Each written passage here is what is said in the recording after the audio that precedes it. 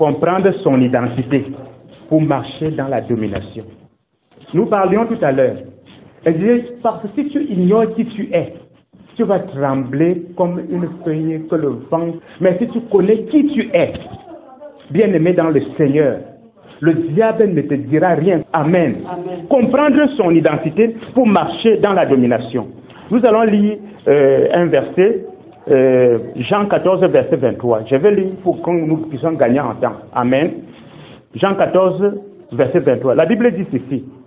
Jésus lui répondit, si quelqu'un m'aime, il garde ma parole, et mon Père l'aimera. Nous viendrons à lui, et nous ferons notre demeure en lui. Amen. Jean 14, verset 23. La Bible parle ici, c'est Judas. La Bible précise bien qu'il ne s'agit pas de Judas Iscariote. Amen. Mais c'est un autre Judas qui a donc posé une question à Jésus de savoir leur position. Le Seigneur Jésus lui répond lui disant que si quelqu'un m'aime, il garde ma parole. Alors si tu gardes la parole de l'Éternel, si tu gardes la parole de Jésus-Christ, il dit mon Père t'aimera. Et si mon Père t'aime, alors nous viendrons ensemble. Amen. Et que nous viendrons et nous ferons notre demeure en lui. Amen. Bien-aimés, si nous aimons notre Dieu, nous devons garder sa parole. Garder sa parole, c'est un autre message que nous allons avoir l'occasion de partager. Amen. Mais ici, l'essentiel pour nous, c'est de comprendre qui tu es. Amen. De comprendre clairement qui tu es pour pouvoir marcher dans la domination. Si tu ignores ton identité, même je ne sais pas comment je vais dire, même une fourmi va t'effrayer. Amen. Même une fourmi va t'effrayer. Mais si tu connais ton identité, tu connais qui tu es, tu vas marcher dans la domination. Amen. Nous marchons selon ce que nous connaissons. Nous ne marchons pas selon ce que nous voyons. Amen. Tu ne marches pas selon les circonstances. Tu ne marches pas selon le temps. Mais nous marchons selon ce que nous connaissons. Ce que la Bible dit de nous. Amen. La Bible dit, le Seigneur dit, que si nous aimons, celui qui l'aime garde sa parole. Alors si tu gardes sa parole, oh mon frère, ma soeur, le Seigneur va t'aimer. Amen. Il dit, mon Père t'aimera parce que tu as gardé ma parole. Alors si mon Père t'aime, mon Père et moi, nous viendrons à lui. Amen. Nous viendrons à lui et nous ferons notre demeure en lui. Amen. Amen. La Bible nous dit dans le livre d'1 Corinthiens 11, verset 14, la nature ne vous enseigne-t-elle pas, bien-aimé de Jésus-Christ, celui qui dit qu'il viendra en nous, nous devons connaître qui il est pour savoir quel privilège nous avons de le recevoir, quel privilège nous avons de l'avoir en nous. Amen. Amen. La Bible dit que la nature ne vous enseigne-t-elle pas. Quand le Seigneur Jésus dit que mon Père, nous viendrons, nous ferons notre demeure en lui. C'est le Dieu Tout-Puissant qui dit qu'il viendra faire sa demeure en toi. C'est le Roi des Rois qui dit qu'il viendra faire sa demeure en toi. C'est le Tout-Puissant, le Créateur incréé qui dit que nous viendrons et nous ferons notre demeure en toi. Amen. Bien-aimés dans le Seigneur, regardez un peu. J'ai souvent observé le président de la République, quand il doit se déplacer. Si on dit par exemple que le président de la République va venir par exemple dans ce quartier, amen, quelques semaines avant, on va envoyer les gens de génie militaire venir arranger les routes, les services d'ISACAM va travailler 24/24 pour peindre les maisons. L'armée, la GP doivent commencer à circuler là pour protéger, pour veiller sur la sécurité, même des semaines avant même qu'il n'arrive. Amen. Et lorsqu'il vient, lorsqu'il doit arriver, oh, la garde, c'est encore un autre niveau. Amen. Mais imagine-toi, ce n'est pas un homme qui vient en toi, mais c'est Jésus-Christ de Nazareth. C'est le Créateur, c'est le Roi des Rois lui-même qui le vient. Il dit que nous viendrons et nous ferons notre demeure en lui. Amen. Si le Roi des Rois doit venir faire sa demeure en toi, nous allons lire Ézéchiel 1. Je vais lire pour que nous gagnions en temps. Amen. Ézéchiel 1, verset 26. La Bible dit ceci. Je crois que c'est du verset 26 au verset 28. La Bible dit ceci. Au-dessous du ciel qui était sur leur tête, il y avait quelque chose de semblable à une pierre de saphir, en forme de trône. Au-dessus du ciel, il y avait sur leur tête, il y avait quelque chose de semblable à une pierre de saphir, en forme de trône. Et sur cette forme de trône apparaissait comme une figure d'homme placée au-dessus en haut. Ça, c'est la vision qu'Ézéchiel voit. Il voit, ici il s'agit de l'histoire des animaux, que le Seigneur ouvre ses yeux, il voit les animaux.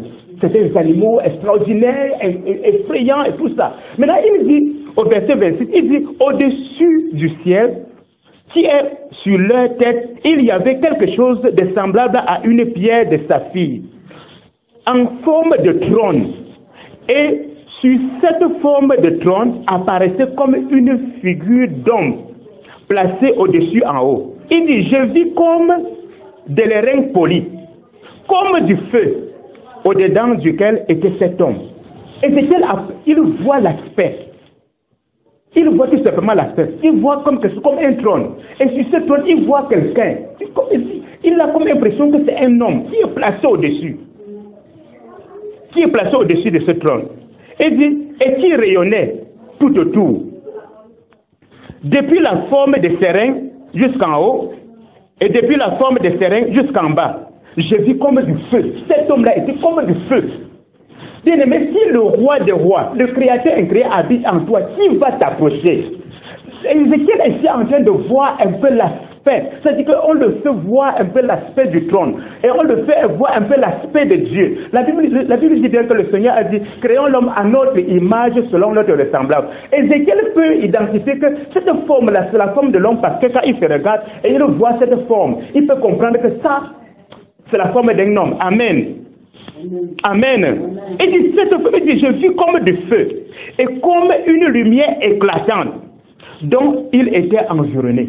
Donc cet homme-là, même si tu pouvais approcher jusqu'à la garde que nous allons voir tout à l'heure, même si tu pouvais traverser la garde, maintenant il y a même le feu qui l'environne. Et ce feu-là est impénétrable. Amen. Amen. Et c'est tel l'aspect de l'arc qui est dans la nuée en un jour de pluie. Ainsi était l'aspect de cette lumière éclatante qui l'entourait. C'était une image de la gloire de Dieu. Ézéchiel ici voit une image de la gloire de Dieu. Il dit, cette lumière qui entoure ce trône, qui entoure cet homme. Il dit, quand j'ai regardé, cela ne peut être que l'image de la gloire de Dieu. Amen. Il dit, à la vue de cela, je tombais sur ma face et j'entendis la voix de quelqu'un qui parlait. Amen. Bon, là, c'est Ézéchiel 2, 1 à 3, nous n'allons pas lire.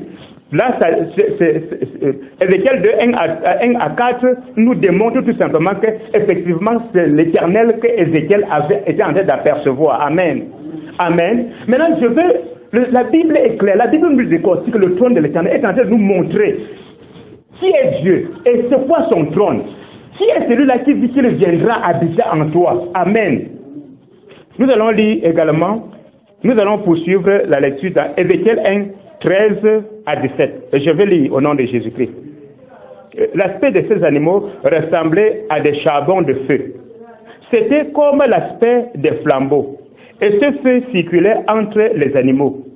Il jetait une lumière éclatante. Et il en sortait des éclairs. Et les animaux couraient et venaient comme la foudre. Ici, Louis II parle de foudre, mais la version grecque, le mot que Louis II ici a traduit par foudre, la version grecque traduit par foudre et éclair. Donc la Bible montre ici la vitesse de ces animaux qui partent et qui reviennent. Donc la patrouille autour du palais, autour du trône, ces animaux sont la garde rapprochée de l'Éternel.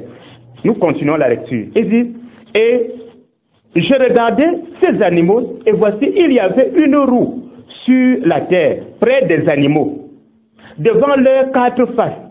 À leur aspect et à leur structure, ces roues semblaient être en chrysolite. Et toutes les quatre avaient la même forme. Elles avaient la même forme. Leur aspect et leur structure étaient tels que chaque roue paraissait être au milieu d'une autre roue. Il dit, en cheminant, elles allaient de leurs quatre côtés et elles ne se tournaient point dans leur marche. La Bible nous montre ici cette garde rapprochée de l'Éternel. Ils sont placés, la garde, le gardien qui est du côté de l'ouest regarde à l'ouest. Le gardien qui doit regarder à l'est regarde à l'est. Celui qui doit regarder l'ouest regarde l'ouest, le sud regarde le sud. Personne n'est distrait. Amen. personne ne distrait. Il dit, la Bible continue au verset 18 en disant, elles avaient une circonférence et une taille effrayante. À leur circonférence, les 4 roues étaient remplies d'yeux tout autour. Amen.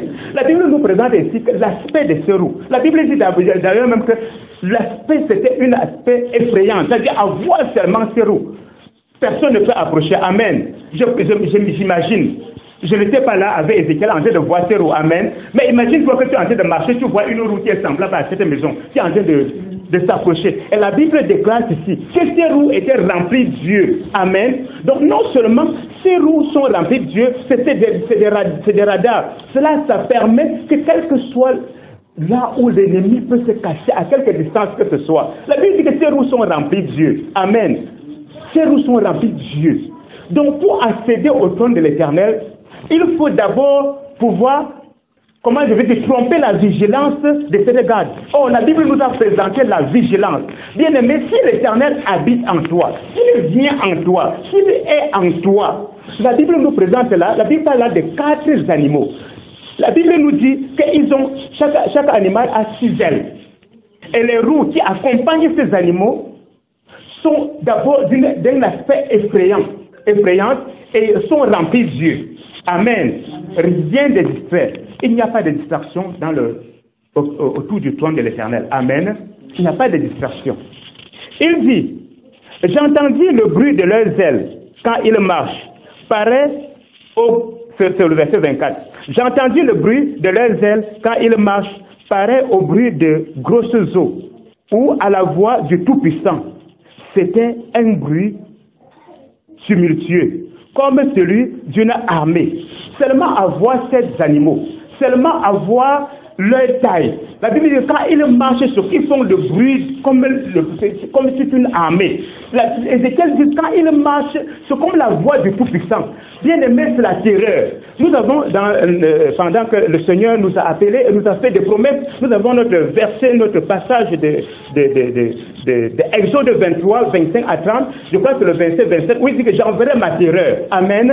Bien aimé, le Seigneur nous confirme ici cette terreur-là. Il dit que ce sont ces animaux-là. Ils sont d'abord effrayants. La taille même des roues qui accompagnent ces animaux sont d'un aspect effrayant. Amen.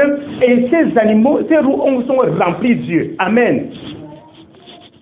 La Bible dit que c'était un bruit tumultueux comme celui d'une armée. Quand ils s'arrêtent, ils laissent tomber leurs ailes. Bien-aimés de Jésus-Christ, la vision que Dieu nous a donnée, que Dieu a montrée à Ézéchiel, quand nous n'avons pas assez de temps pour le lire, mais tu dois relire ça dans le livre de Apocalypse 4. Amen. De Apocalypse 4, de 1 à 8. Amen. Lorsque le Seigneur fait voir cette vision à Jean dans le livre d'Apocalypse, ce que Ézéchiel a vu comme étant des animaux, Jean les voit comme étant les 4 êtres vivants. La Bible déclare que Jean dit que lorsqu'il voit l'aspect des lieux, lorsqu'il regarde, il voit, je crois que c'est nécessaire de lire. Après cela, je regardais et voici une porte était ouverte dans le ciel. La première voix que j'avais entendue, comme le son d'une trompette, et qui me parlait, me dit, monte ici, et je te ferai voir ce qui doit arriver dans la suite. Aussitôt, je fus ravi en esprit, et voici, il y avait un trône dans le ciel. Il voit également un trône. Et sur ce trône, quelqu'un était assis. Jean aussi voit quelqu'un assis. Comme Ézéchiel avait vu l'aspect, ici Jean dit qu'il voit quelqu'un assis sur ce trône. Et c'est celui qui était assis avait l'aspect d'une pierre de jaspe et de sardoine. Et le trône était environné d'un arc-en-ciel, semblable à de l'émeraude. Ézéchiel également avait vu un arc dans les lieux comme un jour de pluie. Amen. Ici, Jean voit ce trône environné d'un arc-en-ciel semblable à de l'émeraude. Il dit, autour du trône, j'ai vu 24 trônes. Amen. Autour de ce trône, Jean voit 24 trônes. Et il dit, au-dessus de ces trônes, de ces 24 trônes, sont assis 24 êtres vivants. Amen. Amen. Ils sont assis 24 êtres vivants. Il dit, il y avait encore devant le trône comme une mer de verre, semblable à du cristal. et autour du trône, il y avait 4 êtres vivants remplis de Dieu devant et derrière. Donc, ce que Ézéchiel avait vu précédemment comme étant 4 roues, Jean les voit maintenant distinctement. Nous sommes dans le temps, dans l'époque de la grâce, dans le Nouveau Testament, la vision devient plus claire. Là-bas, dans l'Ancien Testament, c'était un peu flou. Quand ils voient les 4 êtres vivants, ils croyaient que c'était des animaux avec des roues à côté. Maintenant, ici, Jean, il voit plus clairement que non, ce sont ces 4 êtres vivants qui sont plus rapprochés de l'Éternel, du trône de l'Éternel, et la Bible dit qu'ils sont remplis de Dieu devant et derrière. Amen. Et le premier être vivant est semblable à un lion, le second être vivant est semblable à un veau, le troisième être vivant à la face d'un homme, et le quatrième être vivant est semblable à un aigle qui vole. Les 4 êtres vivants ont chacun 6 ailes. Tout comme Ézéchiel avait vu, quand il avait vu ces animaux, il parlait de 6 ailes. Amen. Les 4 êtres vivants, ils ont chacun 6 ailes. Et ils sont remplis de Dieu tout autour et au-dedans. Ils ne cessent de dire, jour et nuit, Saint, Saint, Saint est le Seigneur, le Tout-Puissant, qui était, qui est et qui vient. Ô bien-aimé de Jésus-Christ, si ton corps, si mon corps devient le temple, le lieu de culte et d'adoration de l'Éternel, bien-aimé, qui peut avoir la folie de chercher à t'approcher? Nous avons écouté la description du trône, de l'aspect de Dieu par Ézéchiel. Nous entendons aussi la description que nous donne ici Jean dans le Nouveau Testament. Il voit distinctement qu'autour du trône de l'Éternel, il y a 24 trônes sur lesquels sont assis 24 êtres vivants. Et plus rapproché de l'Éternel maintenant, il y a 4 êtres vivants remplis de Dieu devant, derrière et tout autour. Amen. Bien-aimés dans le Seigneur, si nous avons l'Éternel en nous, ce message vise, qu'est-ce que le Seigneur a voulu nous faire comprendre? Bien-aimés, désire être dépouillé. Amen. Désire être purifié, dépouillé, que l'Éternel se dépouille. Nous devons désirer la présence de l'Éternel, afin que l'ennemi n'ait plus accès, un accès libre. Il ne peut pas entrer et sortir comme il veut, quand il veut. Amen. La Bible dit bien que la nature ne vous enseigne-t-elle pas? Est-ce que moi qui est fils de paysan, de fermier, je peux me lever aujourd'hui là comme ça, papa, je m'en vais entrer au palais, je m'en vais voir le président, sans que peut-être qu'on m'ait invité ou bien sans que je n'ai vraiment une côte? Jamais. Amen. Si ton corps est la demeure de l'Éternel, si l'Éternel a fait de ton corps sa demeure, je sais que tu vas te poser la question de savoir quand même, avec-tu cette description? On dit d'abord que les roues sont d'une taille effrayante. L'aspect c'est effrayant. On parle des 4 êtres vivants. On parle de l'Éternel, mais est-ce qu'il peut habiter en moi? Bien aimé, la Bible dit bien que je crois que c'est 1 Corinthiens 3, verset 26. Si j'ai bonne mémoire. La Bible dit que ne savez pas que votre corps est le temple de Dieu. Amen. Et je vais encore bien t'expliquer. Lorsque tu auras le temps, tu vas le lire. Tu vas lire ça. Tu vas lire Marc 5, de 1, je crois, jusqu'à 20. Mais je crois que c'est plus précisément au verset 13. La Bible parle de ces démoniaques de la vie des Géraséniens. Amen. La Bible dit que quand Jésus a accosté, le démoniaque est venu se jeter au pied de Jésus pour demander, qu'y a-t-il entre toi et moi, Jésus-Christ, fils de Dieu très haut? La Bible dit au verset 13, quand Jésus se met à les chasser, il dit, ne nous chasse pas comme ça, permets que nous entrions dans ces pourceaux. Les démons qui étaient dans une seule personne sont entrés dans près de 2000 pourceaux. Amen. Dans une seule, je peux te faire comprendre quoi. Quand la Bible dit que sur le temple, amen. Dieu peut vraiment faire de toi, de ton corps, sa demeure. Amen. Si le Seigneur Jésus dit que mon Père et moi, nous viendrons à lui. Il c'est vrai, c'est possible. Amen. C'est possible. L'Éternel peut venir avec tout son arsenal, avec toute sa garde rapprochée, avec sa garde éloignée, avec tout son armée, là, il peut venir faire sa demeure en toi. Amen. Bien aimé, si tu es le trône, si tu es effectivement le temple de l'Éternel, si l'Éternel fait de toi véritablement son temple, qui peut avoir la folie de lever son petit doigt contre toi? Qui peut?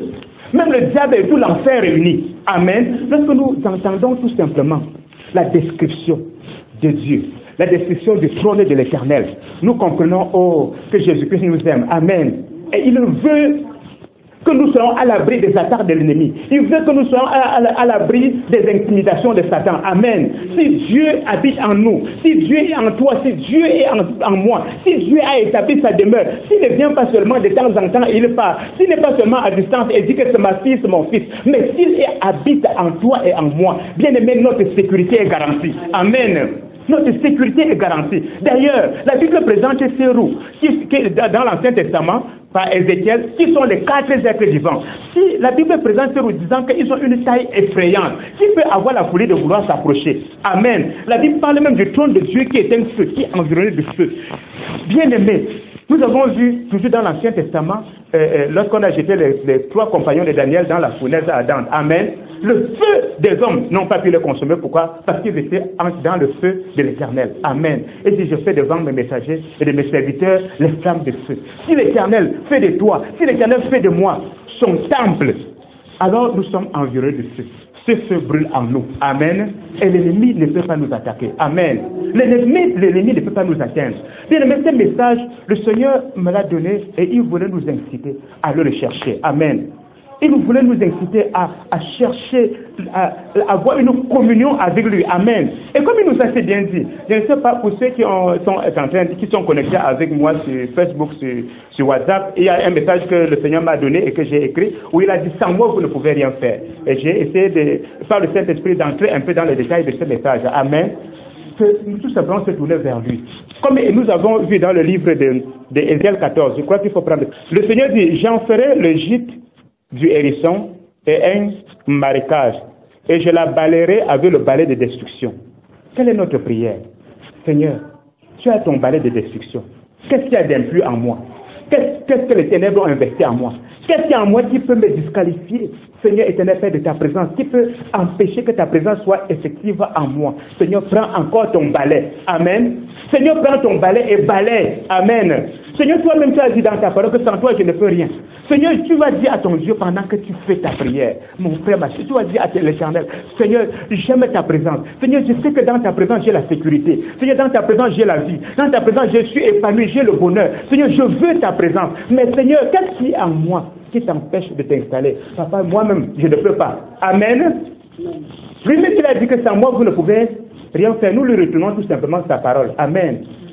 Nous lui retournons tout simplement sa parole. Nous lui disons tout simplement que Seigneur, comme tu l'as si bien dit, sans toi, je ne peux pas. Prends encore ton balai.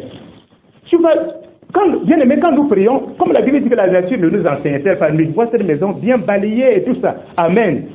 J'imagine qu'il y avait encore les tables, tout ici. Amen. Mais maman et les enfants ou bien papa a pris le balai et a balayé sa maison. Amen.